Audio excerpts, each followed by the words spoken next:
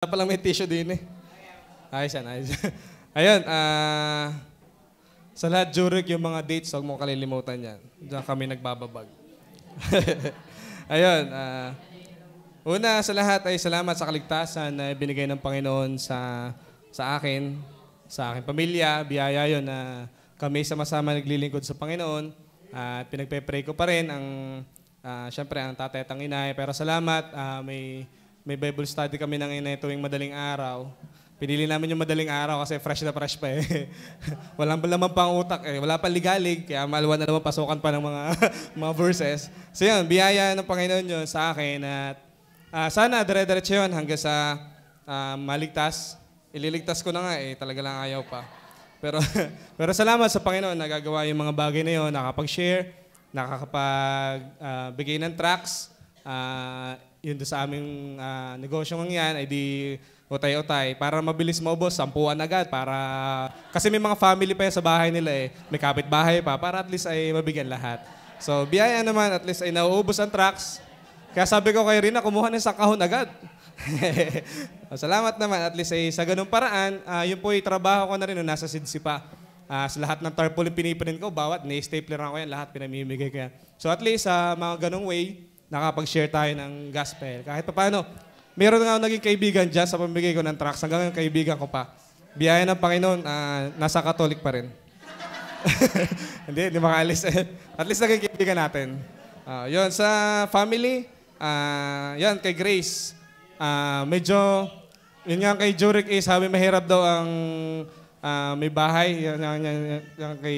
Sa bahay lang, full time. Tingin ko mas mahirap yung trabaho ni Grace. Kasi siya nag-iintindi ng bata, nag-iintindi ng bahay, the same time nag-iintindi ng aming hanap buhay. Kaya tingin ko, mas pahirapan sa pahirapan, brother. Pero sa sahod, baka sa inyo mas malaki. Pero salamat sa Panginoon, nandiyan yung... kaya naiintindihan ko si Grace kung bakit mainit ang bait niyan lagi eh. Laging pagod dyan. Pagod sa pag-iintindi sa amin dalawa ni Utoy. Pagdating kasi sa bahay, higa na ako eh.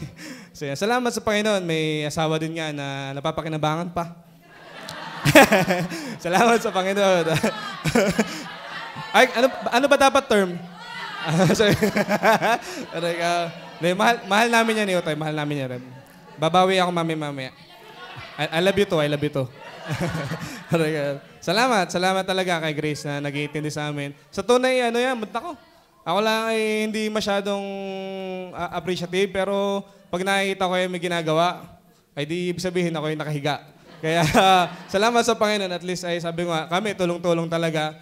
Medyo mahirap yung may negosyo, tapos may bahay, may iniintinding, may sakit ka pa, may lahat na may sabi ko nga, pag nagpepere ako sa umaga, lahat binabebay ko, lahat kami may mga sakit eh, kanya-kanya. Pero salamat sa Panginoon, tuloy ang buhay, tuloy ang pananambahan sa Panginoon, kahit anong mangyari. Sabi ko nga, nagpapasalamat ako at kahit malayo yung trabaho namin, nakaka-attend pa kami.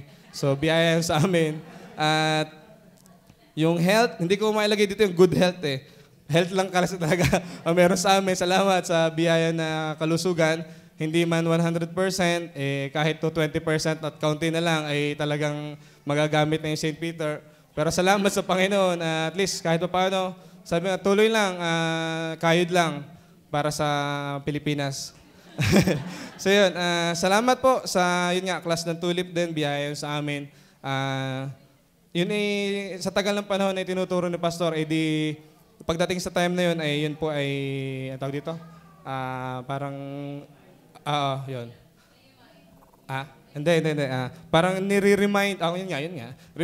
Nire-remind na nga sa amin. Salamat at lalong mas nagdidip. The same time sa Sovereignty class, salamat sa mga teachers na meron tayo. Sa kanilang pag-aaral, talaga nilalanan ng mga pag-aaral. Salamat po sa inyo. Sa tunay, kung ako lamang talaga mag-aaral, sabi ko kahit di na maligtas, medyo hindi ako marunong mag-aaral, ako ikokopya na lang. Pero salamat po sa mga nagtuturo, sila po ay nagpapagal. Kay Pastor, sa mga workers, sa mga manggagawa, salamat sa inyo mga pagpapagal. Hindi namin kaya yung inyong ginagawa. At siguro ganun din yung ginagawa namin, baka hindi nyo din kaya.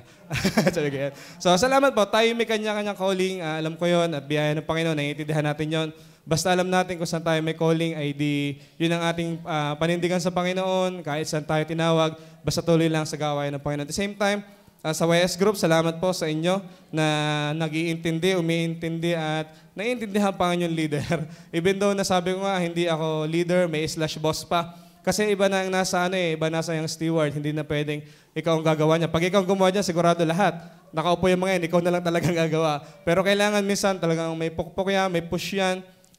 Sabi ko nga, leader /90% boss sa yung steward. Pero salamat, yung mga yan ay nakakatiis pa sa inyong lingkod. At maging sa mga ministry na pinagkakatiwala pa, yun nga, yung pagiging leader, maging sa mga layout, designs, invitation, etc.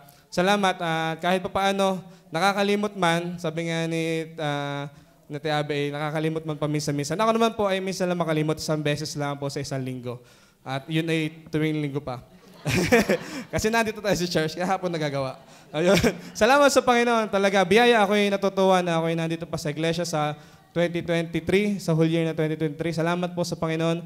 Iba't iba, sabi ko nga, may mga blessing at parang madami din problema. Pero salamat sa Panginoon, nakapagpatuloy pa. Lalo na pag may negosyo, napakahirap.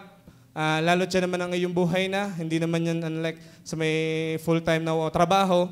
Iba kasi yung employed kaysa sa ikaw ay nagnenegosyo. Kasi ang iyong isip ay hindi yung 8 hours lang, 11 hours, 12 hours. Okay na yun. Pag natapos man overtime, finish na.